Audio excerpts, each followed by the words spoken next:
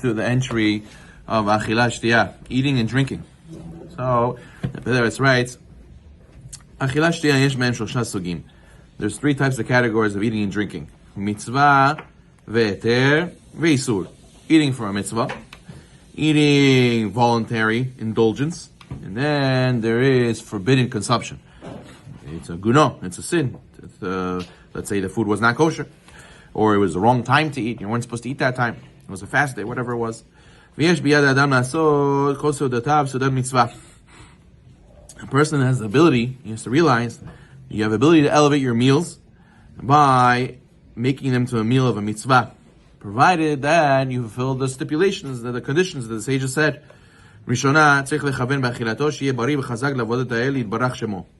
First intention, concentration a person should have is that he's eating. Why? Why are you eating? Because you want to, you like avocado? No, you're eating really. You could like avocado. It's not a problem. And just the main intention is that I want to have strength to be able to serve HaKadosh Baruch Hu today. As the Rambam said, you can make everything into a mitzvah. Sleeping is a mitzvah because I'm going to sleep to have energy tomorrow. I'm going to the bathroom so I can focus and my stomach won't hurt, so I can go and pray and learn and whatnot, provide for my family. All these things can be turned into a mitzvah by turning it towards, so in order I can be able to serve HaKadosh Baruch Hu. Liot gomer nafsho is chesed, da'aynu levarer yotzi leor kol nitzutze kedusha, advokim b'chol asher yochal v'asher yishteh. And a person should be a man of chesed. And do what? And when he eats, he should have in mind that he's extracting the sparks of potential holiness that are inside the food that he eats and he drinks. We have to, right? So a person has to realize that there is sparks in everything that we eat, and you release them when you eat them, and you absorb those sparks, and you have the opportunity to uplift or downgrade those sparks, which means that a person, depending on what he does afterwards, and what his intention was when he ate, so therefore he has the opportunity to uplift those sparks. As even more so, we know that people could be nidgalgel, people could be reincarnated into the food you eat.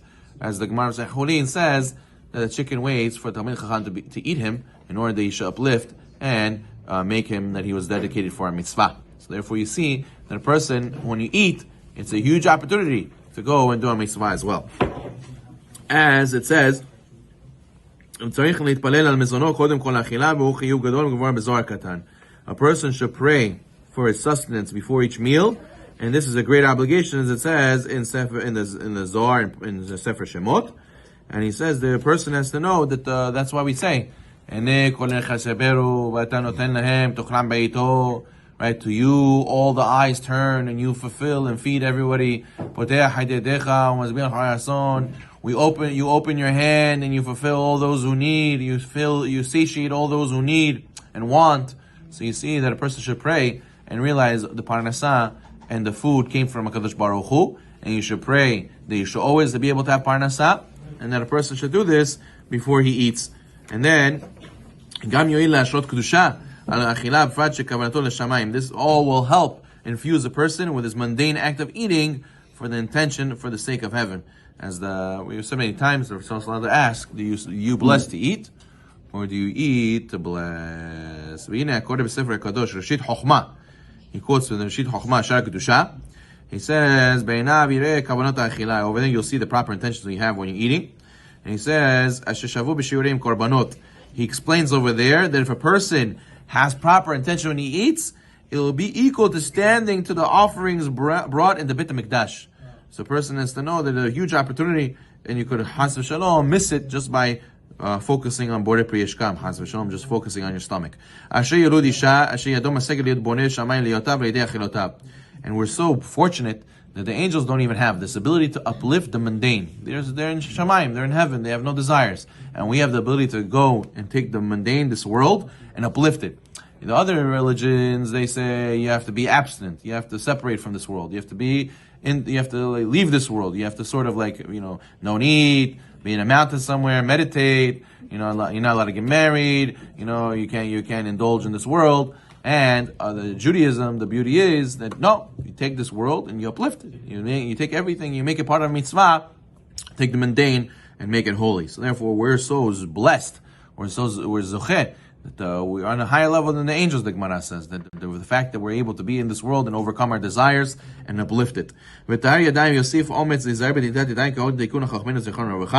of course, person has to be meticulous in Netilat Yadayim. As the Abu Raham says, Netilat Yadayim, the bracha morning stands for Al Netilat Yadayim. The first letters is Ani, is poor person, Chas v'shalom. A person who doesn't do Netilat Yadayim is gula to become poor, says the Abu Raham. And the opposite, if he doesn't do all right, time and eating bread. Right. But if he doesn't eat bread, it's okay. Right. Okay. And then also we have Mayim, who stands for Malei Yadinu Birchotecha, fill our hands from your blessing. The water represents, the Rav Hizdah says in the Gemara, he used to use a lot of water because the water represents Shefa, represents Parnasah. So a person who uses a lot of water and he used to do the Nadaim is Gula for Parnasah as well. So therefore a person is meticulous to do it properly. But then he says, a person has to be very, very meticulous to make the bracha properly. His voice should be trembling when he approaches to bless his master. As we say, Baruch Atah. Blessed are you. Usually when you speak to a rabbi, you speak to a big Adam Gadol, you say, does the rabbi want? Or you speak in third person, does the rabbi want to go? Does the rabbi want to drink?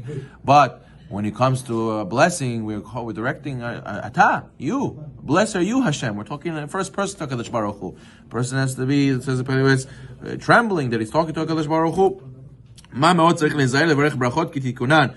Ot be'ot, teva be'teva. Person has to be careful to say these blessings as they were enacted, letter by letter, word by word. How much more so when he utters the name of Hashem? His entire body should be gripped with trembling. As a person, lahavdil. Person will be in Russia and he's in the Kremlin and he says, "Yeah, Putin is a this, Putin is a that." The guy says, "Are you crazy? What are you doing? What are you saying? You know what you're saying? 1 second, you know what can happen to us? If they tremble when you say this, when you're talking like this around over here." So a person has to feel, if not, how much more so for HaKadosh Baruch Hu, Melech Melachim Melachim, who are you talking about? Who are you talking to? In front of? So therefore, a person has to make sure not to do the bracha, Speedy Gonzalez, right? And not say, "Whoa, what was the bracha? Where did it go? You swallowed it." Or a person says, "Buchta," is in Baruch Atah, "Buchta, Melech HaOlam." Where's the Elokeinu? Where's Hashem? Buchta Melech. Where's the bracha? You talking to HaKadosh Baruch Hu like as if it's a speed read. You go and you tell your wife. You go and you tell your friend. You're the best. I love you. You're very much. What is that? It's a nonsense. You speak to somebody like that. So how much more so HaKadosh Baruch Hu? So therefore, Ki et Melech Hashem Tzvakot Ram V'Nisa Yisa Bracha. Hashem, King of Legions, is exalted, uplifted one day, receives his blessing. If you don't take proper action, you're blaspheming Hashem, you're cursing Hashem. The main thing is your intention in your heart. So therefore, just like you count money, you got to go and count the words of the bracha and say it word by word. We're going to speak next time about Birkat Hamazon. Amen.